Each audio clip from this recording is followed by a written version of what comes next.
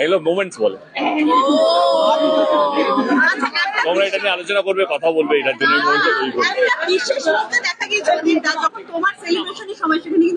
কারণ আমি এসছি স্বার্থপর ছবিতে, কিন্তু আমরা স্বার্থপর নই। একদম তাই, একদমই স্বার্থপর, বাকিরা স্বার্থপর, কিন্তু আমরা সিনেমার পরেও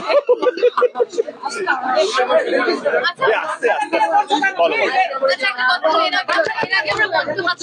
আচ্ছা, আসল কথা হচ্ছে স্বার্থপর রিলিজ হয়ে গেছে।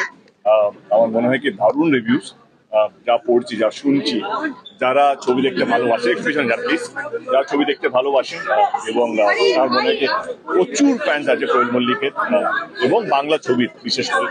আমি সবাইকে অনুরোধ করবো কি স্বার্থপর দেখুন, কারণ এরকম ধরনের ছবিও চলা উচিত, যেটা সত্যি মিনিংফুল সিনেমা। আমার মনে হয়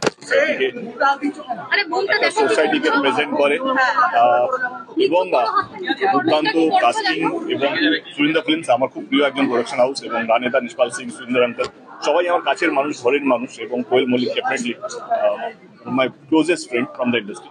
I wish the entire team all the best, এবং যাদের কাছে আমি পৌঁছতে পারছি এই মুহূর্তে সোশ্যাল মিডিয়ার মাধ্যমে প্লিজ ছবিটা দেখবেন, স্বার্থপর দেখবেন, এবং যদি ভালো লেগে থাকে তো please do drop there your feedback, reviews। আজকাল social media is the biggest platform যেখানে নিজেদের ছবি প্রচার করা যায়। তো ছবিটা ভালো লেগে থাকে তো সোশ্যাল মিডিয়ায় ভালো রিভিউজ আসছে, বুঝলি, আরো ভালো যেন আসে। Thank you so much. Please আপনাদের সোশ্যাল মিডিয়ায় ফিডব্যাক দেবেন, এবং যাতে অন্য মানুষরা জানতে পারে এবং সবাই যেন ছবিটা দেখতে আসে।